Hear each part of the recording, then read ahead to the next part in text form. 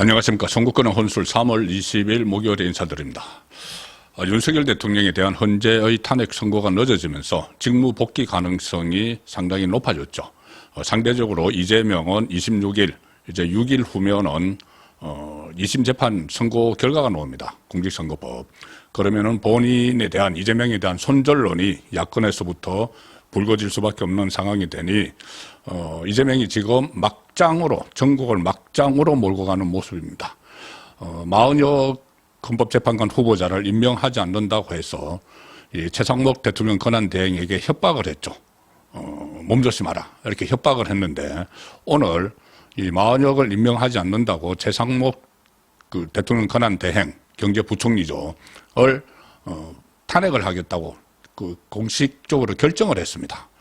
어제 민주당이 의원총회에서 최상목 대행 탄핵 여부를 지도부에 이름한다, 위임을 한다, 모든 것을 지도부가 알아서 결정하라고 이야기를 했고, 오늘 이재명과 박찬대가 그걸 탄핵을 추진하기로, 자, 대통령 권한 대행까지 탄핵을 했고, 한독수 총리 대행의 대행도 또 탄핵하겠다는 겁니다. 자기들 말 듣지 않고 40여를 임명하지 않음으로 해서 윤석열 대통령 이 탄핵 인용에 차질을 빚게 됐다.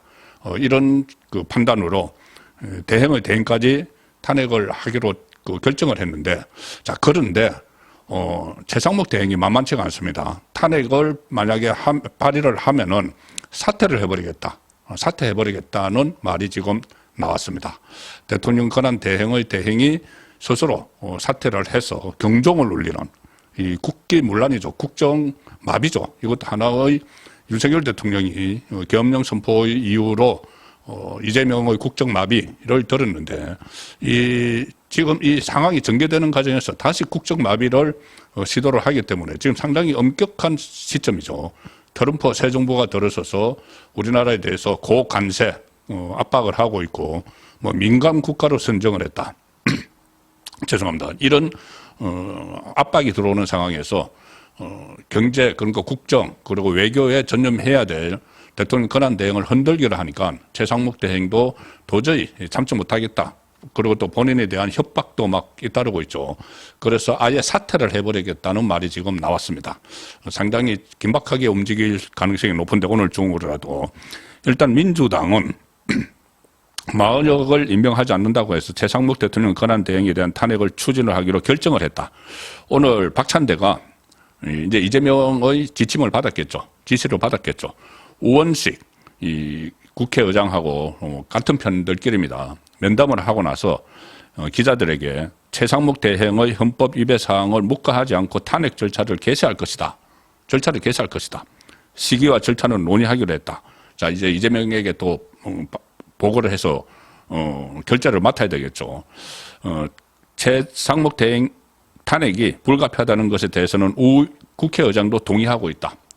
우원식은 계속 거기에 이재명의 수발을 들어주는 그 노릇을 하니까, 우원식이 이제 탄핵에 본회의도 열어주고 탄핵을 하려면 이제 투표를 해야 되니까는 거기에 다시 손발 맞춰주기로 했다는 이야기죠. 자, 이 상황에서 말씀드린 대로 최상목 권한대행이 민주당이 자신에 대한 탄핵 소추안 발의가 현실화하면은 전격 사퇴하는 방안을 검토하는 것으로 전해졌다. 문화일보가 조금 전에 단독으로 보도를 했습니다. 그러니까 탄핵을 발의를 해서 통과시키기 전에, 통과를 하면 직무가 정지가 돼버리니까 사퇴도 못합니다. 그 전에 이제 발의 상태에서는 통과가 안 됐으니까는 사퇴해버리면은 닥쳤던 뭐가 돼버리죠. 그 전에 그런 경우가 있었습니다. 바로 이동관 방통위원장, 또 김홍일 방통위원장이 MBC 공영방송 장악을 위해서 민주당이 탄핵을 하려고 하니까는 바로 사퇴를 해버렸죠. 사퇴를 해버려서 그 다음에 이준석 방통위원장까지 넘어갔고, 결국 이준석 방통위원장은 탄핵을 했는데 헌재에서 기각을 해서 직무가 복귀가 됐죠. 그 전에 그런 사례도 있었습니다. 이재명의 민주당이 이재명을 수사를 했던 이정섭 수원지검 차장검사를 탄핵을 하려고 하니까는 이정섭 차장검사를 그때 법무부에서 인사발령을 내버렸죠. 인사발령을 내버렸는데 그래도 그 탄핵을 했습니다. 자, 그래서 닥쳤던 뭐처럼 이제 돼버렸는데, 이번에도 만약에 최상목 대행이 사퇴를 해버리면은 이 탄핵이 현실화됐을 때 사퇴를 해버리면은 닥쳤던 뭐가 되는데 문제는 그러면은 국민에게 엄청난 피해가 간다는 겁니다. 자, 이걸 지금 밀어붙이는데 최상목 대행은 사퇴 카드를 꺼내지 않을 수가 없는 상황까지 되어 있습니다. 왜 그런가 하면은 일단 야당이 최종 시한을 제시를 하면서 막 압박을 하죠. 대통령 권한 대행에게 오늘 오후 중으로 해라. 뭐 박찬대 같은 경우는 내일 중으로 해라. 안 하면 탄핵한다. 계속 급박을 하고 어제 제가 전해드린 대로 뭐 최상목 대행에게 뭐 20번이 넘는 그런 협박을 가했습니다. 그리고 그 헌법재판관 임명을 막 강제하는 행위, 또 이재명이 말한 몸조심하기 바란다. 이런 그 언사 등이 사실상 이거 국정을 마비시키는 의도가 있는 것 아닌가.